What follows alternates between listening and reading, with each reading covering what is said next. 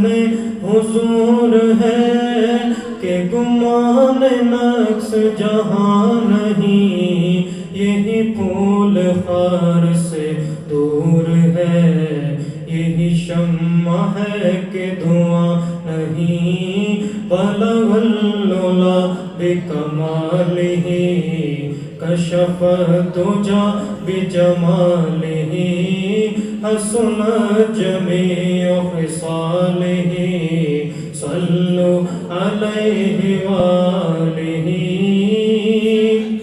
کروں تیرے نام پہ جاں فدا،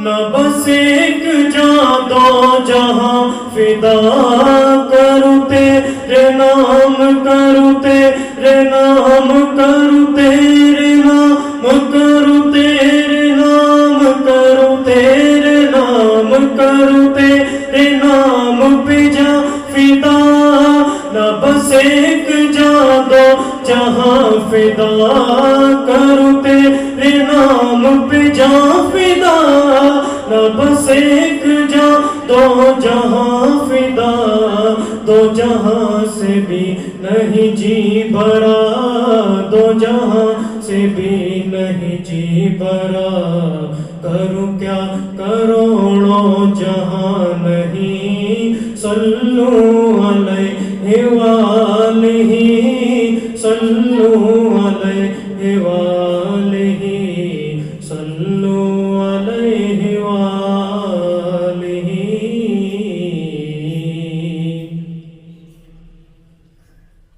مانگنے کا شعور دیتے ہیں، جو بھی مانگو حضور دیتے ہیں، اور مانگنے والا ہو اگر کوئی تو میرے آقا ضرور دیتے ہیں، تم اپنا دامن بچھا کے مانگو، تم اپنا دامن بچھا کے مانگو، حضور دیں گے ضرور دیں گے، حضور دیں گے ضرور دیں گے، دلوں کو کاسا بنا کے مانگو، حضور دیں گے ضرور دیں گے، اور جہاں سے مولا علی نے مانگا،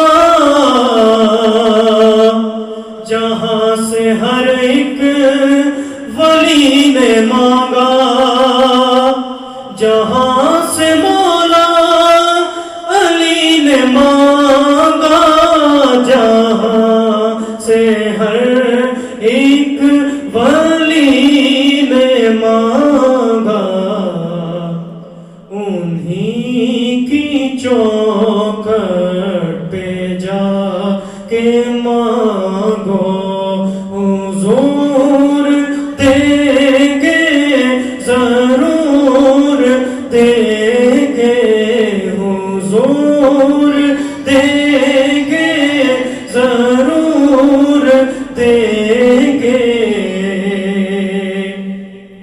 اور رسول اکرم کے آستانے سے مانگنے کا اصول یہ ہے، رسول اکرم کے آستانے سے مانگنے کا اصول یہ ہے کہ درود لب پر سجا کے مانگو، درود لب پر سجا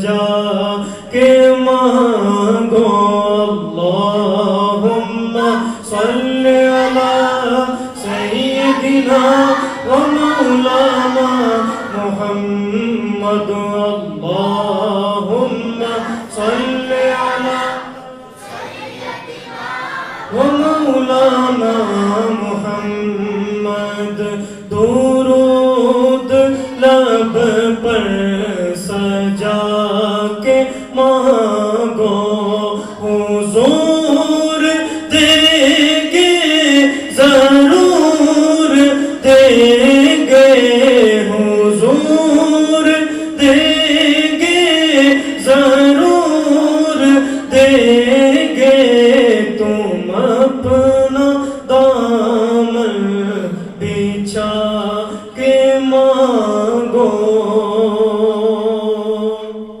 اور رسول اکرم کی نعت خالد زمانے بھر کو سنا چکے ہو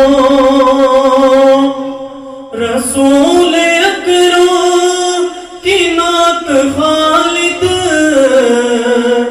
زمانے بھر کو سنا چکے ہو حضور کو بھی سنا کے مانگو حضور کو بھی سنا کے مانگو حضور دیں گے ضرور دیں گے بولو حضور دیں گے ضرور دیں گے تم اپنا دامن بچھا کے مانگو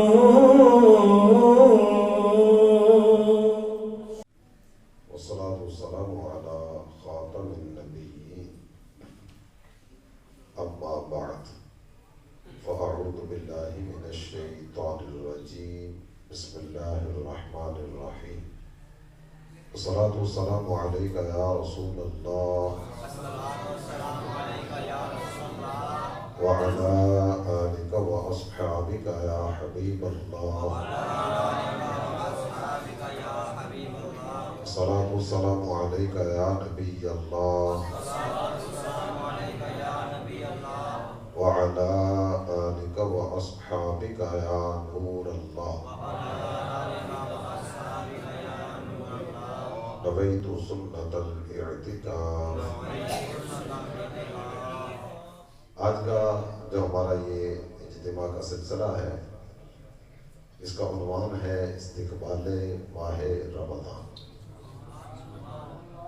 اللہ تعالیٰ جل جلالہ کا فضل ہے اللہ کا کرم ہے مصطفیٰ جان رحمت صلی اللہ تعالیٰ علیہ وآلہ وسلم کی نگاہ عنایت ہے زندگی میں ایک مرتبہ پھر ہمیں ماہ رمضان نصیب ہونے جا رہا ہے اللہ پاک اس ماہ مبارک کی برکتیں ہمارا مقدر فرمائے ہمارے آقا رجب میں دعا مانگنا شروع فرماتے تھے اللہم بارک لنا فی رجب و شعبان وبلغنا رمضان اے اللہ ہمارے لیے رجب اور شعبان میں برکت دے اور ہمیں رمضان نصیب فرما رجب میں یہ دعا شروع ہوتی اور سرکار دو عالم صلی اللہ علیہ وآلہ وسلم وقتاً فوقتاً رجب میں یہ دعا اللہ کی بارگاہ میں عرض کیا کرتے اس کا دعا کا جو دوسرا حصہ نا بلغنا رمضان تو یہ رمضان شریف کی محبت کا پتہ دیتا ہے کہ ہمارے آقا کو اس مہینے سے محبت تھی اللہ تعالیٰ جل جلالہ کی بارگاہ میں رمضان شریف نصیب ہونے کی دعا ہمارے آقا کیا کرتے ہیں تو ہم بھی اللہ کی بارگاہ میں عرض کرتے ہیں دن تو ابھی کچھ نہ کچھ باقی ہے اور اللہ تعالیٰ جل جلالہ کے فضل و کرم سے ماہ رمضان تو آنا ہی آنا ہے اللہ کرے کہ ہمیں بھی رمضان نصیب ہو جائے پچھلے سال ہم میں سے کتنے ہوں گے جنہیں ماہ رمضان نصیب ہوا لیکن اب یہاں نہیں ہے اللہ تعالیٰ رمضان شریف کی برکتیں ہمارا مقدر فرمائے اور ماہ رمضان میں بھی خوب عبادات کرنے کی توفیق اللہ پاک ہمیں نصیب فرمائے خالق کائنات جل جلالہ نے روزے کی فرضیت کا ذکر کیا روزے کی فرضیت کا ذکر کرتے ہوئے ارشاد فرمایا یا ایھا الذین آمنوا کتب علیکم الصیام کما کتب علی الذین من قبلکم لعلکم تتقون، اے ایمان والو تم پر روزہ فرض کیا گیا، اور یہ صرف تم پر نہیں ہے، تم سے پہلوں پر بھی روزہ فرض کیا گیا تھا۔ یہ روزہ فرض کرنے کا مقصد ہے تمہیں تقوی اور پرہیزگاری نصیب ہو۔ تو جو بھی کام کرے نا اس کا مقصد پیش نظر رہنا چاہیے۔ اور میں تو یہاں گفتگو کو آگے بڑھانے سے پہلے آپ سب کی خدمت میں عرض کروں گا کہ جب سے میں بالغ ہوا، جب سے آپ بالغ ہوئے، تھوڑی دیر کے لیے اگر حساب کتاب کیا جائے نا کہ کتنے ماہ رمضان ہمیں اپنی زندگی میں نصیب ہوئے، مقصد کیا تھا روزے کا؟ تمہیں تقویٰ ملے، تمہیں پرہیزگاری نصیب ہو۔ تو میں غور کروں، آپ غور کریں کہ مجھے تقویٰ کی دولت ملی، اگر تو تقویٰ کی دولت ملی تو اللہ تعالیٰ جل جلالہ کا شکر ادا کیا جائے کہ میرے مولا تیرا شکر ہے، جس مقصد کے لیے تو نے روزے فرض کیے تھے میں وہ مقصد پانے میں کامیاب ہو گئے۔ اور اگر تقویٰ کی دولت میرا اور آپ کا مقدر نہیں بنی تو پھر غور بھی کرنا چاہیے، جائزہ بھی لینا چاہیے، سوچنا بھی چاہیے، دیکھنا بھی چاہیے کہ آخر کہاں کمزوری رہ گئی کہ میں تقویٰ کی خیرات پانے میں کامیاب نہ ہو سکا۔ جب قرآن نے یہ بات ذکر کی ہے تو اللہ تعالیٰ جل جلالہ نے اس کے ساتھ ہی اگلی بات ذکر فرمائی، ایام معدودات، یہ گنتی کے چند دن، ماہ رمضان آئے گا ساتھ ہی گزر جائے گا، ابھی ہماری زبان پر ہے ماہ رمضان آنے والا ہے، اور دیکھتے ہی دیکھتے یہ شروع ہوگا، اپنی برکتیں لوٹاتے ہوئے آگے بڑھتا چلا جائے گا۔ میرے آقا نے اس کا تذکرہ کیا، ویسے تو ہر گھڑی ہی رحمت بھری ہے، تو سرکار نے فرمایا شہر اولہ رحمہ واوسطہ مغفرہ وآخرہ عتق من النار۔ سرکار نے تینوں عشروں کی الگ الگ خصوصیت بیان فرمائی، عشرہ رحمت ہے، عشرہ مغفرت ہے، جہنم سے آزادی کا عشرہ ہے۔ باب العبادت الصیام، جسے اللہ تعالیٰ جل جلالہ اپنی عبادت کی طرف بڑھنے کی توفیق عطا فرماتا ہے نا، اسے روزے کی استطاعت بھی عطا فرماتا ہے۔ یہ روزہ جو نا یہ عبادت کا ایک دروازہ ہے، اور روزے کے تعلق سے اگر یہ بات کی جائے کہ روزہ محض ایک عبادت نہیں ہے، یہ کئی ایک عبادتوں کے مجموعے کا نام ہے روزہ۔ اللہ پاک خیر سے نصیب فرمائے۔ ہمارے آقا صلی اللہ تعالی علیہ وآلہ وسلم نے روزے کے تعلق سے کئی ایک باتیں ارشاد فرمائی۔ اللہ کے پیارے حبیب صلی اللہ تعالی علیہ وسلم فرماتے ہیں، حضرت جابر بن عبداللہ اس حدیث کے راوی، سرکار علی وقار صلی اللہ تعالی علیہ وآلہ وسلم نے ارشاد فرمایا، اعطیت امتی فی شہر رمضان خمسہ لم یعطہن نبی قبلی، میری امت کو 5 وہ چیزیں عطا فرمائی گئی جو مجھ سے پہلے کسی نبی کو عطا نہیں کی گئی۔ 5 چیزیں، تو یہ ماہ رمضان کے تعلق سے سرکار نے ذکر فرمایا۔ روزے کی جو عبادت ہے نا، روزے کی عبادت تو پچھلی امتوں میں بھی تھی، اگرچہ وہ ایام جدا جدا تھے، طریقہ جدا جدا تھا، کیفیتیں جدا جدا تھی، کئی چیزوں میں اختلاف رہا، لیکن روزہ کسی نہ کسی صورت میں اور کسی نہ کسی انداز میں پچھلی امتوں میں بھی رہا۔ میرے آقا فرماتے ہیں میری امت کو 5 وہ چیزیں عطا فرمائی گئیں جو مجھ سے پہلے کسی نبی کو عطا نہیں کی گئی۔ وہ 5 چیزیں توجہ کے ساتھ سنیے گا۔ سرکار ارشاد فرماتے ہیں، اما واحدہ فَإِنَّهُ إِذَا كَانَ أَوَّلُ لَيْلَةٍ مِّن شَهْرِ رَمَضَانَ نَظَرَ اللَّهُ عَزَّ وَجَلَّ إِلَيْهِمْ وَمَن نَظَرَ اللَّهُ إِلَيْهِ لَمْ يُعَذِّبْهُ أَحَدًا لَمْ يُعَذِّبْهُ أَبَدًا۔ میرے آقا ارشاد فرماتے ہیں جب ماہ رمضان کی پہلی رات آتی ہے، ابھی بالکل ابتدا ہے، تو آپ تھوڑی دیر کے لیے اگر توجہ کریں نا، شاندار افتتاح ہونا، شاندار افتتاح، تو قلب و روح سے جو آواز آیا کرتی ہے نا وہ یہ ہوتی ہے کہ ابتدا کا یہ عالم ہے تو انتہا کا عالم کیا ہوگا۔ میرے آقا فرماتے ہیں جب پہلی رات آتی ہے نا ماہ رمضان کی، اللہ تعالیٰ جل جلالہ میری امت کی طرف نظر رحمت فرماتا ہے، اللہ نظر رحمت فرماتا ہے، اور جس کی طرف اللہ تعالیٰ جل جلالہ نظر رحمت فرمائے اسے کبھی عذاب نہیں دے گا. یہ پہلی برکت، پہلی فضیلت ہے ماہ رمضان کی پہلی رات کی، جس کا تذکرہ میرے آقا نے ارشاد فرمایا.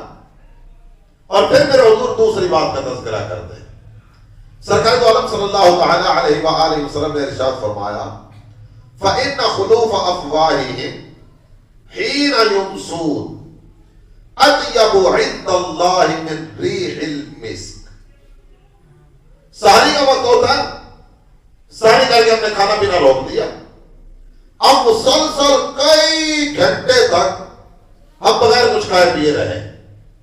جب کافی دیر تک کھانے پینے کے بغیر بندہ رہے نا تو منہ میں سے نا بھوکا رہنے کی وجہ سے کچھ نہ کچھ سمے لانا شروع ہوتی ہے.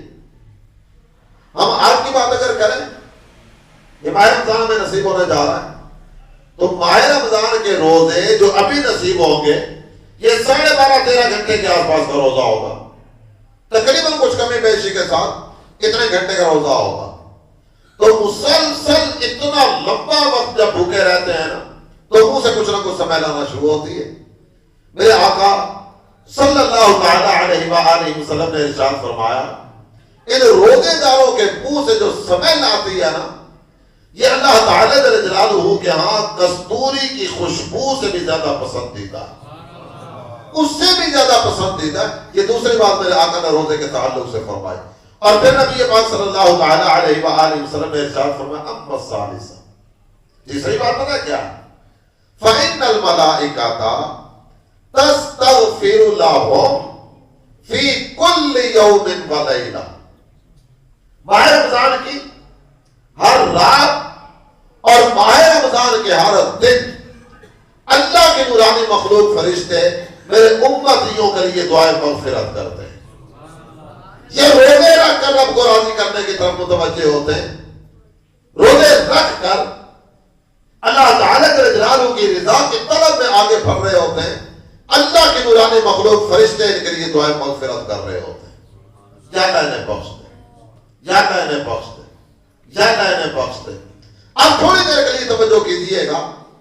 ہم مجموعی طور پر اگر بات کریں نا تو ہو سکتا ہے ہم میں سے کوئی کمزور بھی ہوتے ہوں جو دعائیں مغفرت کی طرف بھی توجہ نہ کرتے ہوں.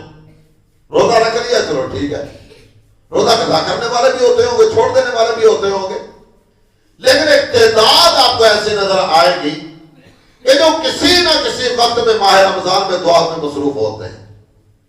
وہ ساری میں اللہ کی بارگاہ میں دعا کر رہا ہوگا، کوئی افطار کے وقت اللہ کی بارگاہ میں ہاتھ اٹھائے بیٹھا ہوگا، کوئی نماز تراویح کے بعد دعا کر رہا ہوگا، کوئی دن میں تلاوت قرآن کرتا ہوگا، تلاوت قرآن کے بعد دعا کر رہا ہوگا. کچھ ایسے ہوں گے درود پاک پڑھتے ہوں گے، کلمہ شریف پڑھتے ہوں گے، استغفار کرتے ہوں گے، رب کی بارگاہ میں اپنے جرم و قصور کی معافی طلب کرتے ہوں گے، اور کبھی نہ کبھی اللہ کی بارگاہ میں یہ التجا پیش کرتے ہوں گے یا اللہ ہمیں بخش دے، میرے مولا ہماری مغفرت فرما دے، یا اللہ رحمت کی نظر فرما دے. یہ کیسا عظمت و شان والا مہینہ آیا. اللہ کے بندے ہاتھ اٹھا کر یہ بھی اللہ کی بارگاہ میں التجا پیش کر رہے ہیں یا اللہ ہمیں بخش دے، یا اللہ ہمیں بخش دے، یا اللہ ہماری مغفرت فرما دے، میرے مولا ہماری مغفرت فرما دے. یہ بھی اللہ کی بارگاہ میں مغفرت کا سوال کر رہے ہیں اور اللہ کے فرشتے بھی ان کے لیے مغفرت کی دعائیں کرتے چلے جا رہے ہیں. فرشتے بھی اللہ کی جناب میں عرض کرتے ہیں یا اللہ انہیں بخش دے. یہ تیسری بات ہے جو میں جا کر ارشاد فرمائی. اس کے بعد نبی یہ پاک صلی اللہ تعالی علیہ وآلہ وسلم نے ارشاد فرمایا فإن اللہ عز وجل یأمر جنتہ فیقول لها استعدی تزینی لعبادی. اللہ تعالیٰ جل جلالہ جنت کو یہ بات ارشاد فرماتا ہے. ماہ رمضان میں جنت کو یہ بات فرمائی جاتی ہے اے جنت میرے بندوں کے لیے خوبصورت ہو جا. جنت پہلے ہی حسن و جمال والی جگہ ہے، جنت پہلے ہی اللہ کی قدرت کا شاہکار ہے. میرے آقا نے جنت کے بارے میں پتہ کیا بات ذکر فرمائی؟ میرے حضور فرماتے ہیں اعدت لعبادی. اللہ ارشاد فرماتا ہے میں نے اپنے بندوں کے لیے وہ نعمتیں تیار کر رکھی ہیں جنت میں، وہ نعمتیں تیار کر رکھی ہیں ما لا عین رأت ولا اذن سمعت ولا خطر على كل قلب او كما قال. جنت میں وہ اعلیٰ نعمتیں موجود ہیں آج تک کسی آنکھ نے دیکھی نہیں ہے, کسی کان نے ان کے بارے میں سنا نہیں ہے. دل میں کئی طرح کے حسن و جمال کے تصورات آتے ہوں گے اور کئی طرح کی باتیں دل میں پیدا ہوتی ہوں گی, لیکن میرے آقا فرماتے ہیں, اللہ فرماتا ہے میں نے جنت میں وہ نعمتیں تیار کر رکھی ہیں کسی بندے کے دل میں ان نعمتوں کے بارے میں تصور تک نہیں آ رہا. وہ نعمتیں تیار کی ہیں. اس کے باوجود اللہ جنت کو یہ بات ارشاد فرماتا ہے, اے جنت میرے بندے روزے کی مشقت اٹھا کے, بھوک پیاس کی تکلیف اٹھا کے یہ تھکے ہارے جنت میں تیری طرف آئیں گے. اے جنت میں تجھے ارشاد فرماتا ہوں میرے بندوں کی تھکاوٹ دور کرنے کا سامان کر دے اور زیادہ خوبصورت ہو جا. اور پھر نبی پاک صلی اللہ تعالی علیہ وسلم فرماتے ہیں وَأَمَّا الْخَامِسَةُ, ابتدا دیکھ لی آپ نے, ابتدا میں جو بات ذکر فرمائی گئی نا, پہلی بات جو سب سے ذکر فرمائی, میرے آقا فرماتے ہیں اللہ اپنے بندوں پر نظر رحمت فرماتا ہے. رمضان کی پہلی رات آتی ہے نا, اللہ نظر رحمت فرماتا ہے, اور جس کی طرف اللہ نظر رحمت فرماتا ہے رب انہیں تو عذاب نہیں فرمائے گا. اب پانچویں بات کیا ہے, میرے آقا ارشاد فرماتے ہیں وَأَمَّا الْخَامِسَةُ فَإِنَّهُ إِذَا كَانَ آخِرُ اللَّيْلَةِ غَفَرَ اللَّهُ لَهُمْ جَمِيعًا. میرے آقا ارشاد فرماتے ہیں جب آخری رات آتی ہے نا, ماہ رمضان کی آخری رات, تو آخری رات اللہ تعالیٰ امت محمدیہ کے تمام تر افراد کی مغفرت فرما دیتا ہے, اللہ بخش دیتا ہے. اب یوں سمجھیے کہ یہ بات ارشاد فرمائی جاتی ہے جتنی غلطیاں تم سے سرزد ہوئی نا, ماہ رمضان کی برکت سے تمہارے گناہ مٹا دیے گئے. اب نئے سرے سے عمل شروع کرو. اب بندے کو چاہیے کہ جب میل کچیل سے اپنے آپ کو پاک صاف کر لے نا, تو آئندہ زندگی تبدیل کرے, انداز زندگی کو بدلے, رب کا قرب پانے کی طرف بڑھے, اطاعت و فرما برداری کی راہ کو اختیار کرے, اور اللہ تعالیٰ جل جلالہ کو راضی کرنے والے کاموں کی طرف بڑھتا چلا جائے. روزے کا مقصد کیا تھا, تمہیں تقویٰ ملے, پرہیزگاری تمہارا مقدر بنے. جب آخری رات آئی نا, اللہ تعالیٰ جل جلالہ نے امت محمدیہ کے گناہ معاف کر دی.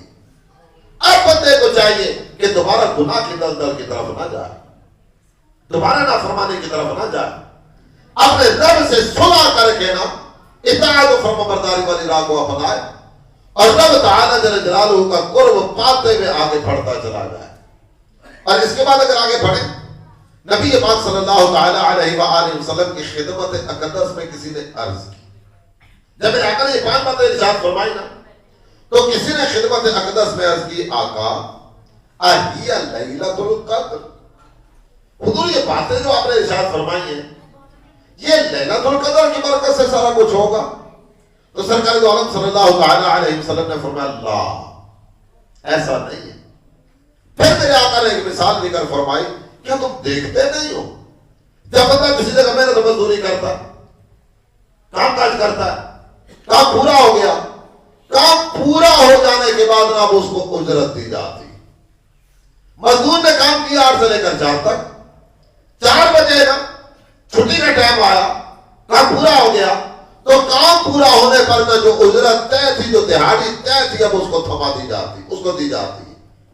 میرے آقا فرماتے ہیں بندوں نے اللہ کی اطاعت کی, اللہ نے روزے کا حکم دیا, روزہ رکھا, رب کی بندگی بچا لانے کا حکم دیا گیا, یہ بندگی کی طرف بڑھتے چلے گئے, کام پورا ہو گیا.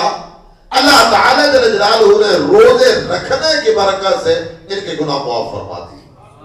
تو یہ ماہ رمضان بڑا برکت والا ہے, عزت والا ہے, عظمت والا ہے, رحمت والا ہے. اور اس کے بارے میں نبی محترم صلی اللہ تعالی علیہ وآلہ وسلم کا وہ فرمان بھی آپ کی توجہ کے لیے عرض کرو. یہ حدیث مبارکہ اگر یہ قوم تقریباً کئی مرتبہ سنی ہوگی, لیکن جب بھی اپنے آقا کا فرمان سننا ہے کتنی لذت آتی. سرکار کا کوئی بھی فرمان سنے, بار بار سنے, دل میں اور زیادہ محبت الہی, محبت مصطفی کے چشمے پھوٹتے ہیں. اللہ کے پیارے حبیب صلی اللہ تعالی علیہ وآلہ وسلم نے ارشاد فرمایا لو یعلم العباد ما رمضان لتمنت امتی ان یکون السنہ کلہ. سرکار فرماتے ہیں بندے اگر جان لے نا رمضان کیا ہے، بندے اگر جان لے رمضان کیا ہے، تو میری امت تمنا کرے کاش پورا سال ہی رمضان ہوتا، پورا سال ہی رمضان ہوتا. اب غور کیجئے گا، آپ نے کئی مہینوں کے بارے میں پڑھا سنا ہوگا، ان مہینوں میں پورے کا پورا مہینہ ہر گھر گھڑی رحمت بھری ہو، ایسا نہیں ہوتا. محرم الحرام پہلا مہینہ باقاعدہ سے اس کا تذکرہ کتابوں میں ملتا ہے، اس کے فضائل کتابوں میں ذکر کیے گئے، لیکن ماہ رمضان کی جو فضیلتیں، محرم کی جو فضیلتیں ذکر کی جاتی ہیں، وہ بہت زیادہ فضائل آپ کو نظر آئیں گے عاشورے کے دن کے 10 محرم الحرام. ذوالحج یہ بہت برکت والا مہینہ، حج کا مہینہ ہے، لیکن اس مہینے میں جو زیادہ فضیلت والی بات رہتے ہیں نا، وہ ابتدائی 10 راتیں ہیں جن کا باقاعدہ سے تذکرہ کیا گیا. اور اللہ نے قرآن میں یہ بات ارشاد فرمائی والفجر ولیال عشر، ان 10 راتوں کی قسم اللہ نے قرآن میں یاد فرمائی. اور بہت زیادہ فضیلت والے دن وہ قربانی کے دن ہیں، باقاعدہ فضیلت والا مہینہ، عزت والا مہینہ، عظمت والا مہینہ، لیکن سارا مہینہ برکت والا، ہر گھڑی رحمت والی، اس کا تذکرہ نہیں کیا گیا. اور ماہ رمضان ابتدا سے لے کر انتہا تک ہر گھڑی رحمت والی، ہر گھڑی برکت والی ہے، ہر گھڑی اللہ تعالی جل جلالہ کا قرب عطا کرنے والی ہے. یہ عزت والا، عظمت والا، برکت والا مہینہ آنے والا ہے. اور اس کے بعد نبی محترم صلی اللہ تعالی علیہ وآلہ وسلم کے ایک اور فرمان کی طرف آپ کو لے کر چلو. سرکار دو عالم صلی اللہ تعالی علیہ وآلہ وسلم نے ماہ رمضان کے تعلق سے جو باتیں ارشاد فرمائیں، میرے آقا صلی اللہ تعالی علیہ وآلہ وسلم نے ارشاد فرمایا جب ماہ رمضان آتا ہے تو اپنے ساتھ لے کر آتا ہے برکتیں، رحمتیں، عزتیں، عظمتیں. ماہ رمضان میں روزے دار نے جو کھایا پیا، سحری میں کھایا، افطار میں کھایا، کئی ایک مواقع پر اللہ تعالی جل جلالہ کی نعمتوں سے لطف اندوز ہونے کا سلسلہ ہوا. اللہ کے پیارے حبیب صلی اللہ تعالی علیہ وآلہ وسلم نے ارشاد فرمایا روزے دار جو کھاتا ہے، روزے دار کے کھانے کا حساب نہیں، روزے دار کے کھانے کا حساب نہیں. اور اس مہینے کو میرے آقا نے شہر الصبر فرمایا، صبر والا مہینہ. والصبر ثوابہ الجنہ، اور صبر کا جو ثواب ہے نا میرے آقا فرماتے ہیں جنت. اس مہینے کو میرے آقا نے فرمایا شہر المواسات، آپس میں ایک دوسرے کے ساتھ نہ خیر خائی کا، ہمدردی کا اور بھلائی کا مہینہ. اس مہینے کے بارے میں میرے آقا نے ارشاد فرمایا یہ وہ مہینہ ہے جس میں ایک رات ایسی ہے جو 1000 مہینے سے بہتر. لیلۃ القدر، اب غور کیجئے، اسی مہینے کی ایک رات ہے جس رات کی فضیلت میں قرآن نے پوری ایک سورہ مبارکہ اتاری گئی، پوری ایک سورہ مبارکہ قرآن میں اتاری گئی. اور خاص طور پر اگر کچھ چند ایک چیزیں اس مہینے کے تعلق سے آپ کے سامنے عرض کروں تو اس مہینے کے جو فضائل خاص طور پر ذکر کیے گئے، کعبہ بڑی عظمت والا، بڑی فضیلت والا، بڑی رفعت والا. کعبہ اللہ پر پہلی نظر پڑتی ہے نا تو پہلی نظر پڑتے ہی جو دعا مانگو نا اللہ پاک قبول فرما لیتا ہے. کعبے پر پہلی نظر پڑی، جو دعا مانگو گے قبول ہوگی. کعبہ دعا کی قبولیت کا ذریعہ بنا، لیکن دعا قبول کرانے کے لیے کعبے تک جانا پڑا. اور ماہ رمضان ساری دنیا میں آ کر اپنی برکتیں لٹا کے جاتا ہے. ماہ رمضان کی مثال اب یوں سمجھیے ایک بادل جیسی، بادل ہر جگہ پہ جا کے خود برس رہا ہوتا ہے. تو ماہ رمضان سب جگہوں پہ پہنچ کے نا اپنی برکتیں لٹاتا چلا جا رہا ہے. اور اس کے بعد اگر مزید آگے بڑھیں، جس طرح کما ينفی القیر خبث الحدید، لوہے میں زنگ لگ جاتا ہے، لوہے کے زنگ کو دور کرتی ہے بھٹی. بھٹی میں ڈالو، آگ میں ڈالو، لوہے کا زنگ دور ہو جاتا ہے. یہ جو ماہ رمضان ہے نا، ماہ رمضان ينفی الذنوب عن العباد، بندوں کو گناہوں سے پاک کرنے کے لیے آتا ہے، بندوں کو گناہوں کی گندگی سے اور گناہوں کی میل سے پاک کرنے کے لیے آتا ہے۔ وَيُطَهِّرُ قُلُوبَهُمْ، اور یہ جو شہر رمضان ہے نا، یہ بندوں کے دلوں کو پاک صاف ستھرا اور اجیالہ کر کے جاتا ہے، بندوں کو تقوی کی دولت عطا کر کے قرب الہی کی راہ کی طرف لے کر بڑھتا ہے۔ وَيَرْفَعُ دَرَجَاتِهِمْ، اور یہ جو ماہ رمضان ہے نا، یہ بندوں کے درجے بلند کرنے کا ذریعہ بنتا ہے۔ یہ ساری برکتیں ماہ رمضان لے کر آ رہا ہے۔ اور اس کے بعد اگر آگے دیکھتے چلے جائیں تو اللہ تعالیٰ جل جلالہ کی کرم نوازی دیکھی، کوئی بھی نیک عمل کیا، نیکی کا ثواب عطا کیا جاتا ہے فرض کے برابر، اور فرض کا ثواب 70 گنا تک بڑھا دیا جاتا ہے۔ اجر و ثواب بڑھ گئے، نیک اعمال کا ثواب بڑھا دیا گیا۔ افطار کا وقت آتا ہے، افطار کے وقت، روزانہ افطار کے وقت کئی لاکھ مسلمانوں کو مغفرت کے پروانے دیے جاتے ہیں، کئی لاکھ بندے روزانہ بخشے جا رہے ہوتے ہیں۔ آپ غور کرتے چلے جائیں، کیسی برکتیں، کیسی رحمتیں، کیسی عنایتیں۔ اور سرکار دو عالم صلی اللہ تعالیٰ علیہ وسلم کے ایک فرمان شریف کے طرف مزید آپ کی توجہ دلاتا چلوں، میرے آقا نے فَاسْتَكْثِرُوا أَرْبَعَ، 4 چیزوں کا ذکر کیا۔ میرے حضور فرماتے ماہ رمضان آئے نا، میرا کلمہ پڑھنے والوں 4 کاموں میں کثرت کرنا، 4 کام بہت زیادہ کرنا، ان کی کثرت کرنا۔ اور یہ 4 کام جن کا ذکر کیا گیا نا، یہ کوئی ایسے 4 کام نہیں ہے کہ جن کو یاد کرنے کے لیے پہلے مدرسے میں داخلہ لینا پڑے گا۔ کوئی ایسا لمبا چوڑا عمل نہیں ہے کہ جناب میں اتنا لمبا چوڑا کام تو نہیں کر سکتا، میں تو مزدوری کرتا ہوں، کام کاج کرتا ہوں، میری ڈیوٹی ہوتی ہے، لاکھ طرح کی مصروفیت ہوتی ہے، کاش فارغ وقت ہوتا ہے میں یہ 4 کام کر لیتا۔ کوئی ایسے لمبے چوڑے کام نہیں۔ میرے آقا نے پہلے 2 کاموں کا تذکرہ کرتے ہوئے ارشاد فرمایا، لا الہ الا اللہ، اس کی کثرت کرنا۔ اور دوسری بات میرے آقا نے فرمائی استغفار کی کثرت کرنا۔ لا الہ الا اللہ اور استغفر اللہ۔ استغفار ویسے تو کئی طرح کے ذکر کیے گئے نا، استغفر اللہ الذی لا الہ الا هو واتوب الیہ، یہ بھی ایک استغفار ہے۔ اس سے لمبے کلمات بھی استغفار کا ذکر کیے گئے، لیکن استغفار کا ذکر میرے آقا نے کیا، کوئی کلمات مخصوص نہیں فرمایا کہ یہ والے کلمات پڑھنا۔ کلمات مخصوص کر دیے جاتے ہیں نا تو برکت اور فضیلت اور اجر صرف انہیں کلمات میں رہ جاتا۔ سرکار نے صرف استغفار کی بات ذکر کی۔ استغفار کا مطلب کیا؟ اپنے گناہوں کی معافی طلب کرنا۔ استغفر اللہ، اس کا مطلب ہے میں اللہ سے اپنے گناہوں کی معافی چاہتا ہوں۔ آپ نے صرف استغفر اللہ پڑھا نا، یا اپنی مادری زبان میں اللہ کی بارگاہ میں عرض کر دیا، یا اللہ میں اپنے گناہوں سے توبہ کرتا ہوں، یا اللہ میں اپنے گناہوں سے معافی طلب کرتا ہوں، اپنی زبان میں بھی عرض کر دیا نا، تو یہ فضیلت اس بندے کو بھی مل جائے گا۔ لا الہ الا اللہ، استغفر اللہ، یہ پہلے 2 کلمات۔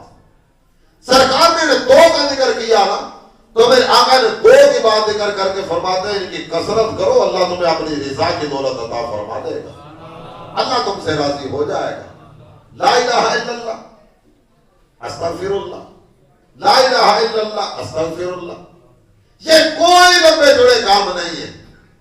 تو آئیے کم از کم اتنا تو کیا جا سکتا ہے نا، 5 نمازیں روزانہ پڑھ دیے، ہر نماز کے بعد 100 مرتبہ لا الہ الا اللہ پڑھ دیں، لا الہ الا اللہ پڑھیں، اور کچھ دیر کے بعد محمد الرسول اللہ صلی اللہ تعالی علیہ وآلہ وسلم 7 درود پاک بھی پڑھ دیں 100 مرتبہ، اور کم از کم 100 مرتبہ استغفار بھی شامل کر لیجیے، ہر نماز کے بعد 100 مرتبہ استغفر اللہ۔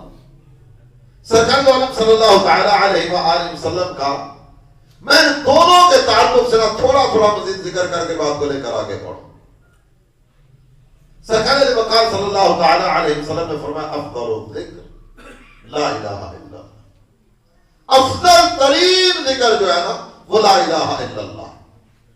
لا الہ الا اللہ جس نے 1 مرتبہ پڑھا نا، حدیث کا مضمون شاہد ہے کہ اللہ تعالیٰ جل جلالہ سے صدقہ کرنے کا ثواب عطا فرمائے گا. لا الہ الا اللہ، لا الہ الا اللہ کی کثرت کیجیے. اور یہ صرف ماہ رمضان میں نہیں، ساری زندگی لا الہ الا اللہ کا ترانہ اپنی زبان پر رکھیں. فقر فقر پڑھتے رہیے، پڑھتے رہیے، پڑھتے رہیے. ہم جتنے یہاں بیٹھے ہیں وہ سمیت ہر ایک کے دل کی تمنا یہ ہے کہ جب آخری وقت آئے نا، روح تن سے جدا ہونے لگے، تو اس وقت میری زبان پر ہو لا الہ الا اللہ محمد الرسول اللہ صلی اللہ تعالی علیہ وآلہ وسلم. جب میری اور آپ کی تمنا تو یہ ہے کہ آخری وقت میری اور آپ کی زبان پر لا الہ الا اللہ ہو، میری اور آپ کی تمنا. اب اپنے آپ سے سوال کیجئے گا، دن میں کتنی مرتبہ لا الہ الا اللہ پڑھا، کتنی مرتبہ اللہ کی وحدانیت کی گواہی دی. تو جو کلمہ تم چاہتے ہو نا زندگی کے آخری مرحلے میں میری زبان پر جا رہی ہو، تو اس کلمے کو زندگی میں بھی اپنی زبان پر جاری رکھیں. باری باری فقر فقر پڑھتے چلے جائیے، پڑھتے چلے جائیے، پڑھتے چلے جائیے. میرے گھر پڑھیں، سارے میرے گھر پڑھیے لا الہ الا اللہ.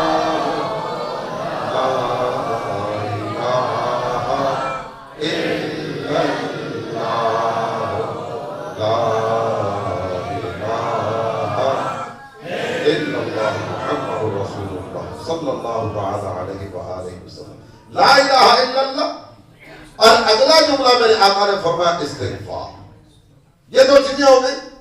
اور اس کے بعد جو اگلی دو چیزیں ذکر فرمائی نا، میرے آقا فرماتے ہیں تمہیں چاہیے کہ رمضان میں اس بات کی کثرت کرو، اللہ کی بارگاہ میں عرض کرو یا اللہ جنت عطا فرما دے، اور رب کی بارگاہ میں فریاد کرو میرے مولا جہنم سے نجات عطا فرما دے. جاننا آپ بتائیے مشکل ہے؟ کوئی دقت دشواری والے، کوئی ایسے محنت والے کہ جو نہیں ہو سکیں گے؟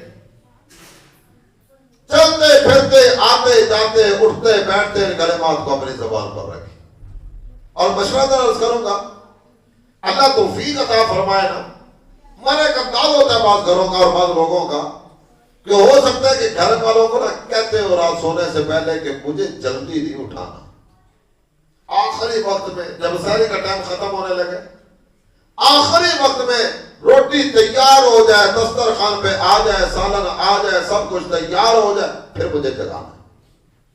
اٹھے جلدی جلدی آنکھیں ملی، دو چھینٹے منہ کے پر پانی کے ڈالے، اس کے بعد ہاتھ دھو کے سیدھے دسترخوان پہ. کھاتے کھاتے کھاتے اذانیں شروع ہو گئی. کئی لوگ آپ نے دیکھے ہوں گے پھر کوئی نہ کوئی چور دروازہ ڈھونڈ رہے ہوتے ہیں. اور خیر ہے جناب، اذان ہو رہی ہو تو بھی کھاتے پیتے رہو، کوئی مسئلہ نہیں. ادھر کی اذان آ رہی ہے، ادھر کی اذان تو بھی شروع نہیں ہوئی نا. جب آخری اذان کی آواز آئے گی نا اس وقت کھانا چھوڑوں گا.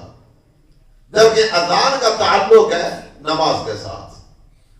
جو وقت ذکر کیا گیا نا کہ یہ آخری وقت ہے سحری کا، آخری وقت آ گیا، اذان شروع ہوئی یا نہیں ہوئی، کھانا پینا چھوڑنا ہوگا، کھانا پینا ترک کرنا ہوگا. اور بعض اوقات کوئی اس طرح کے سلسلے بھی ہوتے ہوں گے کہ جناب اللہ جی وہ فلاں جگہ آ گیا تو فلاں نے کہہ دیا تو فلاں نے کہا کھاتے پیتے رہو. تو ایسا نہیں، جو مصطفیٰ کریم نے فرمایا نا اسی پہ عمل ہوگا. آخری وقت سحری کا وقت ختم ہو گیا، کھانا پینا ختم کرنا ہوگا. بہرحال میں جس بات کی طرف توجہ دلانا چاہ رہا ہوں، تھوڑی سی مشقت اٹھا لیجیے. یہ نزاکتیں چھوڑ کے نا چند منٹ سے کوئی فرق نہیں پڑے گا. اب کم از کم جس وقت اٹھتے ہیں نا اسے 10-12 منٹ پہلے اٹھ جائیں. آخری وقت میں اگر اٹھتے ہیں 10-12 منٹ پیچھے آ جائیں. آپ نے آدھا وضو تو کر لیا، ہاتھ دھو لیے، منہ دھو لیا، کلی کر لی، یہ سب کرنے کرانے کے بعد دسترخوان پہ بیٹھے پورا وضو کر لیں. مکمل وضو کر کے نا سکون کے ساتھ، اطمینان کے ساتھ، قرار کے ساتھ 2 رکعت ادا کریں. یہ 2 رکعت تہجد کی ہو گئے. تقریباً جب سحری کے لیے ہم بیدار ہوتے ہیں تو ہم نیند کر کے بیدار ہوتے ہیں. عشاء کی نماز کے بعد کو تھوڑی دیر قریب سو گیا، اونگ بھی آ گئی، بیدار ہو کر تہجد پڑھ سکتا ہے. بیدار ہوئے پورا مہینہ نیت کیجیے کہ ایک دن بھی تہجد کا ناغہ نہیں ہو. والمستغفرین بالاسحار، جو سحری کے وقت استغفار کرنے والے ہیں نا، یہ اللہ کے بڑے پیارے ہیں. اللہ نے قرآن میں ان کا ذکر کیا، قرآن میں ان کا ذکر آیا.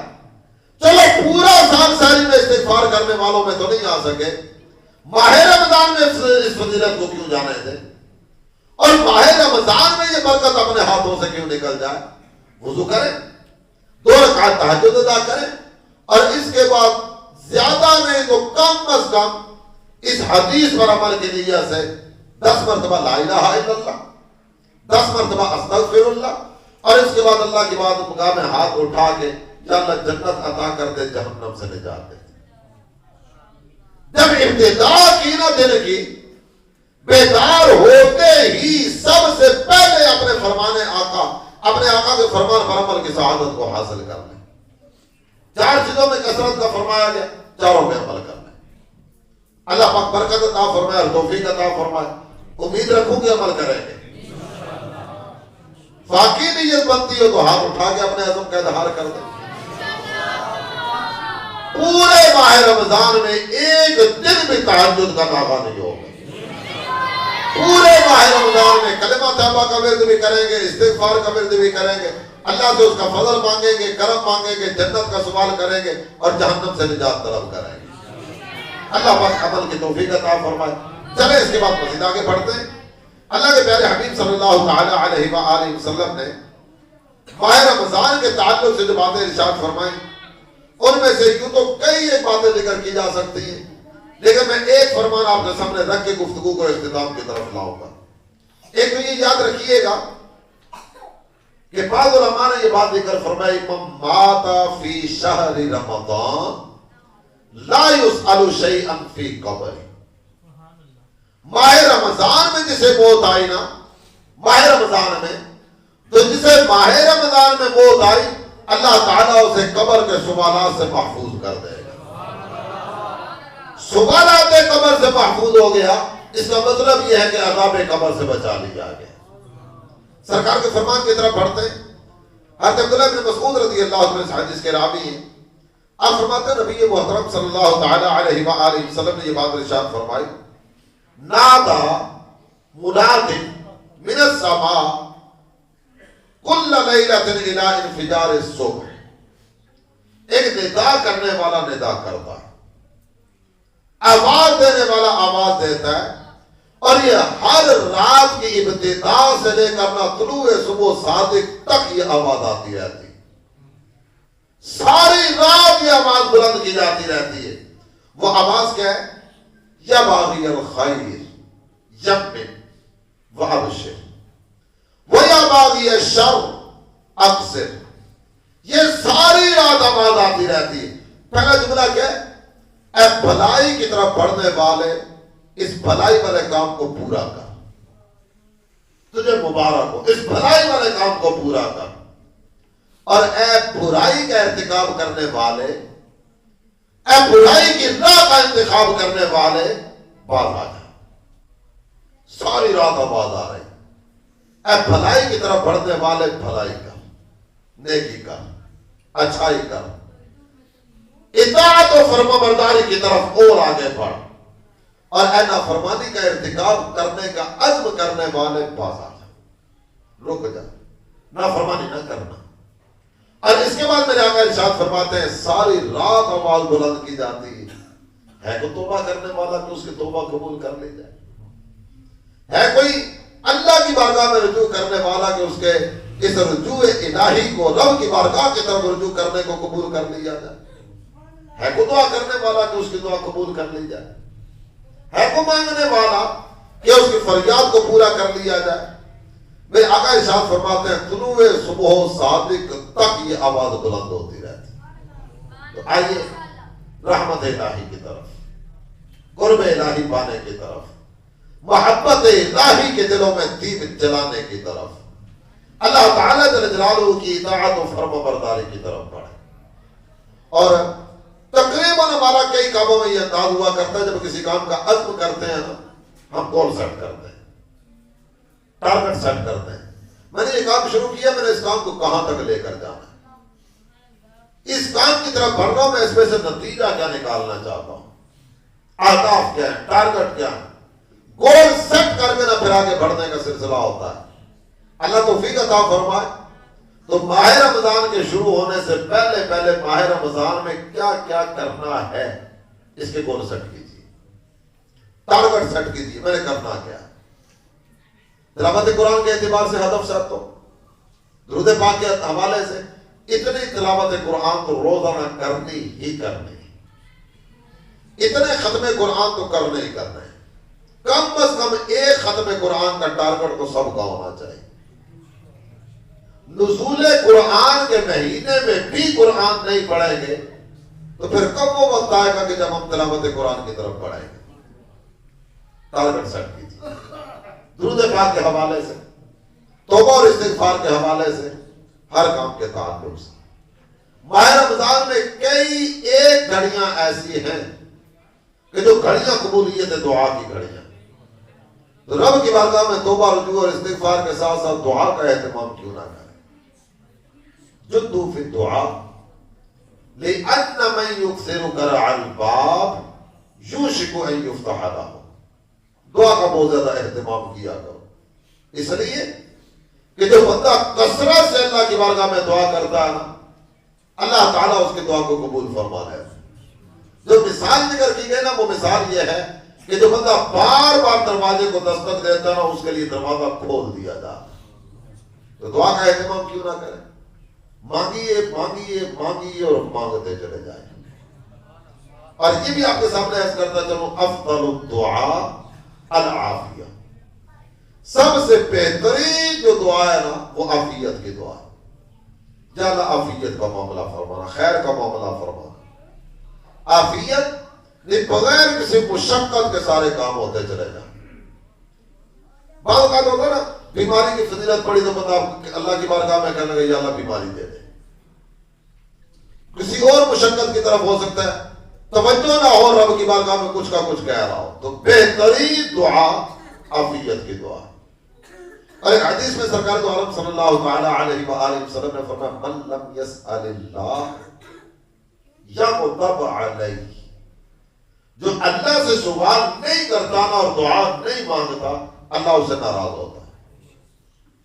دعا مانگنے والوں پر نظر رحمت فرماتا ہے، دعا مانگنے والے کی دعا کو قبول فرماتا ہے۔ میرے حضور فرماتے ہیں، ربی حی کریم یستحیی من عبدہ اذا رفع یدیہ ان یردہما صفرا۔ میرا رب ارشاد فرماتا ہے، جب میرا بندہ میری بارگاہ میں ہاتھ اٹھاتا ہے، میرا آقا فرماتا ہے میرا رب حی ہے کریم ہے، جب اس کا بندہ اس کی بارگاہ میں ہاتھ اٹھاتا ہے تو اللہ اس کے اٹھے ہوئے ہاتھوں کو خالی لوٹانے میں حیا فرماتا ہے۔ اللہ پسند نہیں فرماتا کہ بندہ ہاتھ اٹھائے اور خالی چلا جائے، اور جو دعا نہیں مانگتا اللہ اس سے ناراض ہوتا ہے۔ دعا کرنے پر راضی ہوتا ہے، دعا نہ کرنے پر ناراض ہوتا ہے، تو پھر مانگنے کی طرف کیوں نہ جائے۔ اب دنیا میں کسی کے تعلق سے بھی بات کر لینا، میں کسی کے دروازے پر جاتا ہوں، دستک دیتا ہوں، اپنی کو گزارش ان کے سامنے رکھتا ہوں، یار بڑا پریشان ہوں، بڑی مجبوری ہے، بڑی تنگی ہے، حالات بڑے ٹائٹ ہیں، گھر میں کھانے کے لیے کچھ بھی نہیں۔ میں نے جتنے بھی اپنے وہ دکھڑے جا کر سنائے نا، ہو سکتا ہے کہ جس کے سامنے جا کر رو رہا ہوں نا، وہ اندر اندر سے خوش ہو رہا ہوں۔ میں تو اس وقت کے انتظار میں تھا کہ تو مصیبت میں کب آتا ہے۔ ہو سکتا ہے اس کے جذبات اس طرح کے، اور اللہ کی بارگاہ میں رجوع کرنے والا کبھی ناکام نہیں ہوتا، کبھی نامراد نہیں لوٹایا جاتا۔ اجیب دعوت الداعی اذا دعان، یہ اس کریم کا وعدہ۔ جب دعا کرنے والا مجھ سے مانگتا ہے نا، میں اس کی دعا کو قبول کر لیتا ہوں۔ سحری کا وقت قبولیت دعا کا وقت، ہماری پوری توجہ اگر صرف کھانے کی طرف ہو، دعا کا وقت کب، دعا کا اہتمام کب، اس طرف توجہ ہی نہ ہو۔ افطاری کے وقت میں دسترخوان پر کیا آیا اور کیا رہ گیا، اسی طرف توجہ ہو، اور دعا کی طرف توجہ ہی نہ ہو۔ یہ جو اوقات ہیں یہ اللہ تعالیٰ جل جلالہ کی بارگاہ سے مانگنے کے اوقات، رب کی بارگاہ میں فریاد کرنے کے اوقات۔ رجوع لائیے اپنے رب کی بارگاہ میں، مانگیے مانگیے اور مانگتے چلے جائیے۔ اللہ پاک عمل کی توفیق عطا فرمائے، آمین، بجاہ خاتم النبیین صلی اللہ تعالی علیہ وآلہ وسلم۔ یا رسول سلام علیکہ، یا حبیب سلام علیکہ، صلوات اللہ علیکہ، صلوات اللہ علیکہ، حبیبی سیدی یا رسول اللہ، آقا غم شناس بھی تم ہی ہو، میرے دل کے پاس بھی تم ہی ہو، غم شناس بھی تم ہی ہو، دل کے پاس بھی تم ہی ہو، دل کی آس بھی تم ہی ہو، دل کی آس بھی تم ہی ہو، اس دل کو راس بھی تم ہی ہو، یا نبی سلام علیکہ، یا رسول سلام علیکہ، یا حبیب سلام علیکہ، صلوات اللہ مصطفیٰ کی آل دونوں ہے یہ بے مثال دونوں، سیدہ کے لال دونوں ہے یہ باکمال دونوں، یا نبی سلام علیکہ، یا رسول سلام علیکہ، یا حبیب صلوات اللہ علیکہ، دست بستہ ہے کھڑے حاضر غلام، پیش کرتے ہیں غلام، آقا سلام،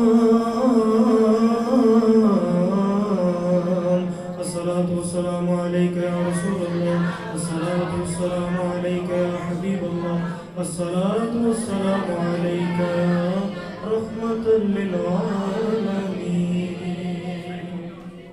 الحمد لله رب العالمين، والصلاة والسلام على خاتم النبيين، ربنا آتنا في الدنيا حسنة وفي الآخرة حسنة وقنا عذاب النار۔ الہ العالمین ہمارا جمعنا اپنی بارگاہ میں قبول فرما، جتنے نیک اعمال یہاں کیے سب پر قبولیت کی مہر لگا دے۔ میرے اللہ صحت و سلامتی اور عافیت کے ساتھ ہمیں ماہ رمضان نصیب فرما، ماہ رمضان کی خصوصی برکتوں سے حصہ نصیب فرما۔ میرے پاک رب قدم قدم پہ راحتیں، آسانیاں اور عافیتیں نصیب فرما۔ ہمارے جتنے بھی عزیز رشتہ دار اس دنیا سے جا چکے ان سب کو بخش دے، خاص طور پر ساجد بھائی کے اہل خانہ میں سے جو اس دنیا سے جا چکے، ان کے ہمشیرہ، ان کی والدہ محترمہ، ان سب کی مغفرت فرما۔ میرے مولا ہمارے بیماروں کو شفا یابیاں نصیب فرما، پریشان حالوں کی پریشانیاں دور فرما، جو تنگ دست و لاچار ہیں فراخ دستیاں نصیب فرما، اولاد کے طلبگاروں کو اولاد کی دولت دے۔ میرے اللہ ہم سب کو ایمان پر استقامت عطا فرما، بری موت اور برے خاتمے سے ہماری حفاظت فرما۔ میرے مولا زندگی میں بار بار حرمین طیبین کی بات اب حاضریاں نصیب فرما۔ الہ العالمین رمضان شریف میں مدینہ طیبہ کی حاضریاں نصیب فرما دے، ماہ رمضان کی برکتیں نصیب فرما دے۔ میرے مولا ہمارے دلوں کو ایک فرما دے، دلوں سے نفرت، حسد، عداوت، کینہ، بغض، ساری کی ساری گندگیاں دور فرما دے۔ اے اللہ تمام تر معاملات میں آسانیاں اور عافیت نصیب فرما۔ اس مسجد کو صبح قیامت تک آباد رکھ، اس کی آبادی میں حصہ لینے والوں کے گھروں کو آباد فرما۔ جو مانگ سکے وہ بھی دے، جو نہیں مانگ سکے ہمارے حق میں بہتر ہے وہ بھی عطا فرما۔ صلی اللہ تعالی علی حبیبہ محمد وعلی آلہ واصحابہ اجمعین برحمتک یا ارحم الراحمین۔